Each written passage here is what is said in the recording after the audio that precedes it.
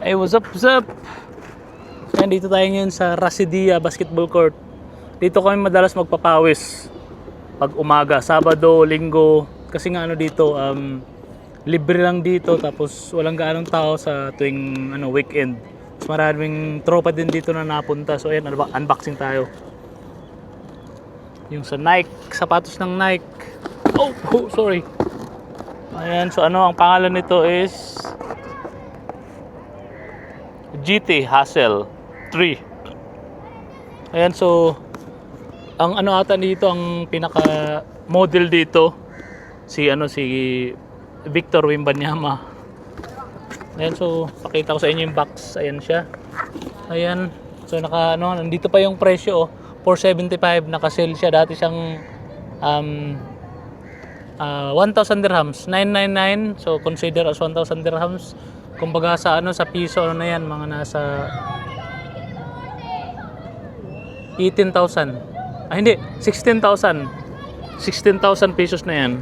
So naka-sale siya 475. So siyempre lagpas kalahati yung bawas. So nasa lang siya, nasa 8,000 siguro, more or less 8,000. So yan yung box niya. So ayun, natin to, tirahin na natin to, baka tirahin pa ng iba. So ayan yung niya, loob ng box. Yan, wala nang pakeme-keme. Ayan, diretso na. So ayan, so maraming pagpipili ang kulay. May isa doon mas mura, 300 plus. Kaso nga lang yung kulay niya is hirap partneran. Kulay orange, parang yellow orange. Tapos yan, may isa pa doon dark green, parang blue green siya, mas maganda kaso mas mahal. So kailangan nating maging wais sa pagpili ng sapatos pag gamit ng pera. So ayan siya. Opa. Ayan. Yan yung loob niya. Tapos sa likod niya, ayan, may siya, may parang alien alien na logo. So ayan, kasi nga si Victor Wembanyama, 'di ba? Alien yung sa kanya. Ayan, dito tayo, kita yung court. Kita niyo siguro yung basketball court. So try natin to. Ayan, yung Paris. Whoop! Tapos yung niya, yung outsole niya. Ayan, so bago ko pinili ito, talagang tinakbo-takbo ko to para hindi na tayo magsisi sa huli, 'di ba? Kasi yung iba kasi isang suotan lang, pag nilang komportable sila, yun na yun, bibili na nila. Sa akin kasi talagang sinusuot ko pa, tinatakbo. Kung anong ginagawa kong galaw sa basketball, yun din yung ginagawa ko kasi nga para malaman kung magiging okay sa paa mo. So ganyan ako pumili. Yan, may pa siya dito, may papel pa. Tapos may karton pa, punitin na yan. Yung karamihan naman ngayon is made in China. So hindi ko pa nababasa kung saan gawa to, pero siguro ayan, made in China. Ayan, size 9 US. 9 US, so kung sa Europe is 42.5. So yan yung mga sapatos na, yung iba naman is lang 41, kasya sa akin. Depende, magkakaiba kasi na So ayan, testing na natin to. Tapos yun na, yung niya, insole niya, outsole. Ayan, mabilis ang lang. Yun yung mga gilid niya. Ayan, so testing natin to. Under Armour. Hindi na kailangang pares. Kumbaga, sapatos mo is Nike. Kailangan Nike din yung medyas. Hindi na uso yan.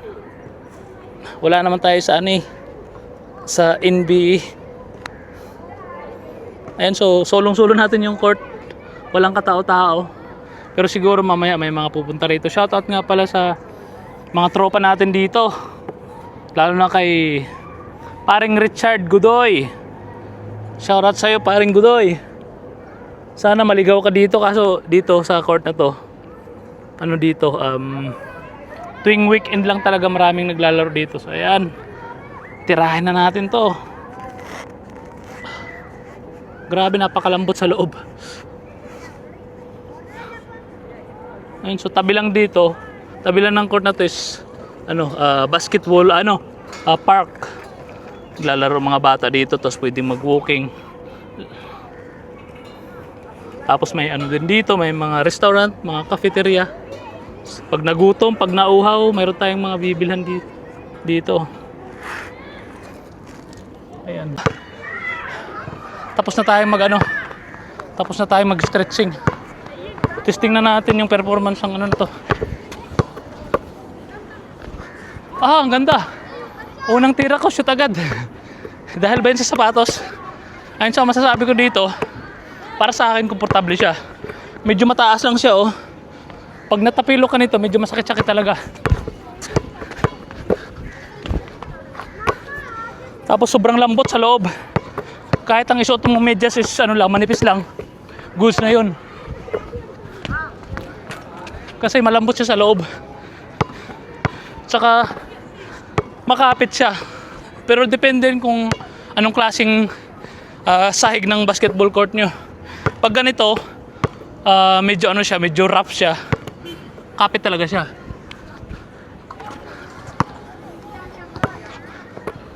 Apat kasi na bagay ang tinitingnan ko pag nabilaw na sapatos. Una is comfortability. Mahalaga yun kasi gagamitin mo na matagal yun.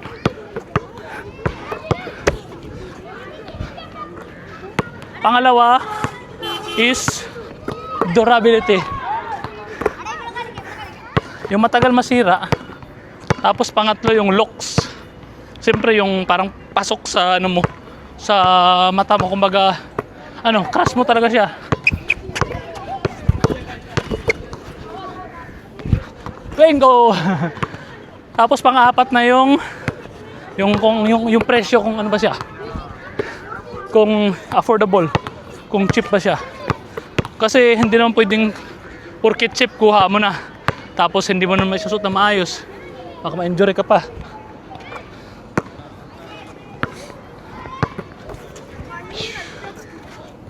Di ba nang medyo mahal ng konti, basta komportable, matagal masira, tapos maganda tingnan. Saka nga pala, itong court na to, itong lugar na to, Residia, dito talaga unang napunta. Yung bago lang ako dito. Hey bro, just go there bro. This is not a football field. Football field is there. This is a basketball court. Yeah, go there. Go, my friends. Thank you. Ngayon mga bata dito, kailangan mo lang maayos din ang pagkakasabi. Kasi mga bata dito medyo spoiled, so pag mo, sinabihan mo ng masama, baka magsumbong sa magulang or sa pulis. Kahit mga spoiled sila, tratuhin pa rin ng maayos. Sabihan ng maayos. So yan lang natin. Ang ko lang dito makakomment is maganda siya. Sa presyong 475,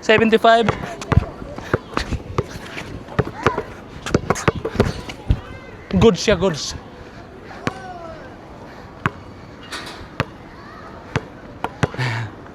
Ewan ko lang kung may maglaro dito mamaya.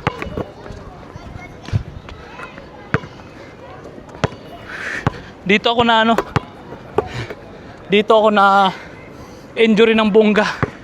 2015 ako dito sa sa Dubai. Ito yung unang lugar nga, yun nga yung sabi ko sa inyo. Tapos yung court na to is pa dati. Sobrang lubak-lubak pa.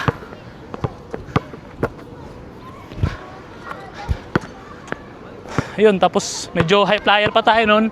Walang pakialam. Kahit anong mangyari, lipad lang ng lipad.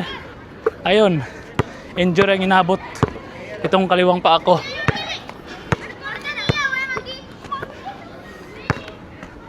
So yan lang siguro muna. Salamat sa panonood nyo.